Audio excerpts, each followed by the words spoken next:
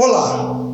Nesse vídeo, vamos abordar a terceira e última etapa do processo de análise de risco, que é o processo de estimativa de riscos. Essa etapa ela é muito importante, porém, ela só vai existir se a etapa anterior, que é a identificação dos perigos, for realizada. Só é possível estimar um risco de um determinado perigo se esse perigo for identificado. Porém, nessa etapa, tem que ser feita com muito critério, pois devemos escolher uma metodologia correta para que os resultados sejam adequados. Para tanto, aconselhamos adotar o relatório técnico ABNT ISO-TR 14121-2 para essa análise. Convém aqui fazermos determinadas considerações sobre essa etapa. A primeira consideração que devemos fazer está na escolha da metodologia que iremos adotar no nosso processo da etapa da estimativa de risco. São muitos métodos, muitos estão normalizados e outros não, e cada um possui a sua particularidade.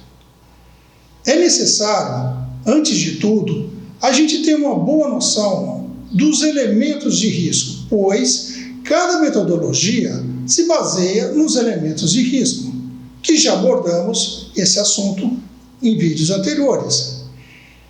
Quais são eles? O primeiro é a gravidade, ou seja, ou a severidade, como muitos falam, que trata-se do tamanho do dano, se o ferimento é leve ou grave. Trata-se do tamanho do dano. O segundo, também importante, é a frequência, ou seja, a frequência que a pessoa está exposta a um perigo ou uma situação perigosa. A terceira é a probabilidade de evitar o dano. Geralmente, esse elemento tem como base alguns dados estatísticos ou de acidentes semelhantes, com equipamentos semelhantes, enfim. É por aí que nós vamos chegar a uma conclusão quanto à probabilidade. E o quarto e último, trata-se da possibilidade de evitar aquele dano.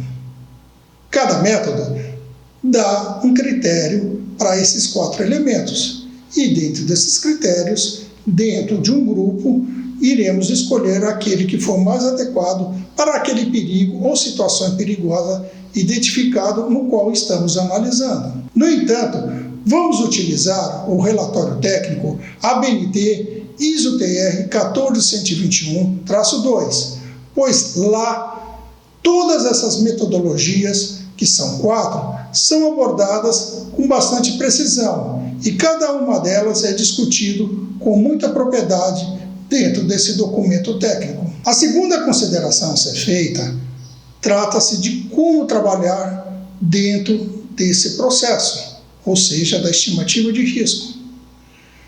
Convém fortemente, isso não é mandatório, porém é conveniente, trabalhar em um grupo, que a estimativa de risco seja feita por esse grupo, pois a percepção de uma pessoa a um determinado critério, de uma determinada metodologia, seja diferente de uma segunda ou terceira pessoa.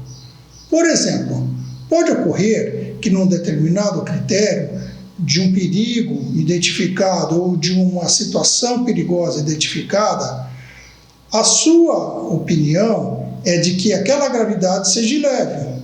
Porém, outra pessoa pode considerar aquilo como grave, dentro de um critério estabelecido pela metodologia.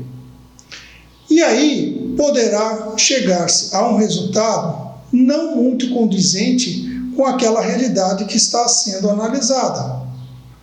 O risco pode ser baixo ou o risco pode ser alto. Enfim, cada metodologia vai conduzir a um determinado tipo de resultado. Convém, novamente, fazer esse trabalho em grupo, pois poderemos chegar num resultado muito adequado e muito mais condizente com aquilo que está sendo apresentado. A terceira consideração que devemos fazer é quanto ao resultado apresentado dentro de uma estimativa de risco. Cada metodologia pode conduzir a um resultado mais conservador ou menos conservador. Ou seja, pode apresentar para a mesma situação perigosa, para o mesmo perigo identificado, um resultado de risco baixo ou um resultado de risco alto, ou um resultado médio. Porém, o mais importante disso tudo não é simplesmente só o resultado por si só, mas que aquele perigo ou aquela situação, ou mesmo um evento perigoso, foi devidamente identificado. Todo o nosso estudo é importante e se baseia na identificação dos perigos, pois, como eu disse inicialmente, se não houver um perigo identificado, não há como você estimar um risco de uma coisa que você não identificou. Logo, é muito importante a escolha de uma metodologia de uma maneira correta e, para isso, aconselhamos utilizar métodos bastante conhecidos. Alguns anos atrás, o Instituto de Pesquisa em Saúde e Segurança do Trabalho, Robert Salvé, lá de Montreal, fez um trabalho que é apresentado aqui embaixo, de 31 metodologias. E essas 31 metodologias, a nossa, ou seja, o nosso relatório técnico, ABNT ISO-TR 14121-2, estava contemplado nesse estudo. Lá pode-se identificar exatamente essa problemática de um método apresentar condições melhores ou não melhores, ou seja, riscos mais baixos ou riscos mais altos. Como é discutido dentro da norma ABNT-NBR ISO 12100, o mais importante é a identificação dos perigos. Por exemplo, mesmo que nós tivéssemos identificados o Covid-19 há 2 anos atrás e lá tivéssemos apresentado um risco baixo, o importante é que isso foi identificado. A análise, que nós veremos mais à frente, vai dizer o que nós devemos adotar como medida de segurança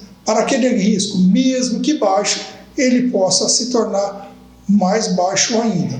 Portanto, devemos considerar a metodologia que nós devemos utilizar na nossa estimativa de risco. Porém, mais do que isso, o mais importante é a identificação dos perigos. Esse vídeo tem a intenção de mostrar e abordar, inicialmente, toda essa questão da estimativa de risco. Nos vídeos posteriores, iremos tratar especificamente de 2 metodologias abordadas nesse relatório técnico, que é o gráfico de risco e o método híbrido. Lá abordaremos com mais detalhe esses 2 métodos. Se você gostou desse vídeo, dê o seu like, compartilhe com seus colegas, deixe os seus comentários aqui embaixo e se você também não é inscrito, inscreva-se no canal e ative o sininho. Isso nos incentivará a fazer novos vídeos para você. Muito obrigado e até o próximo vídeo.